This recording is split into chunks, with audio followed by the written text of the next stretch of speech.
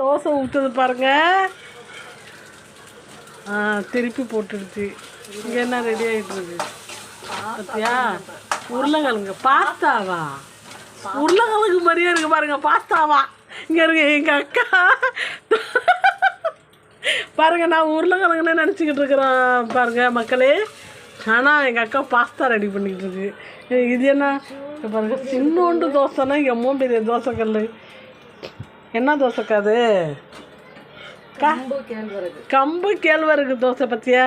எங்கள் அக்கா ஹோட்டலில் ஸ்டார்ட் பண்ணலாம், நல்லா இருக்கும் போல இருக்கு. அக்கா தோசை ஊற்ற போகுது. ஓ 2 கரண்டி ஊற்றணும்ப்பா பாருங்க. இழைச்சிக்கிட்டே இருக்கு. கல் பெருசாக ஒரு மாதிரியா அக்கா இழைச்சிக்கிட்டே இருக்கு.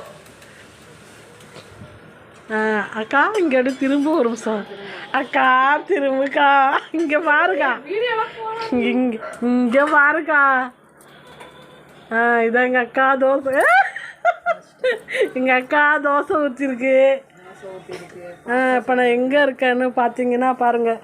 இருங்க மக்கள், உருளைக்கிழங்கு மாதிரியே இருக்குது. கடைசியில் பாஸ்தாவும்.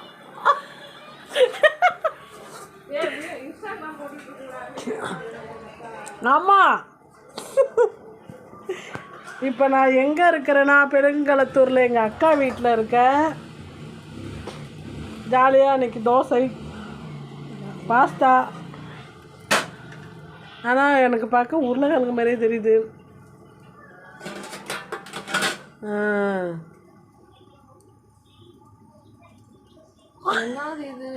என்னது இது தோசை? என்னது இது தோசை கல்?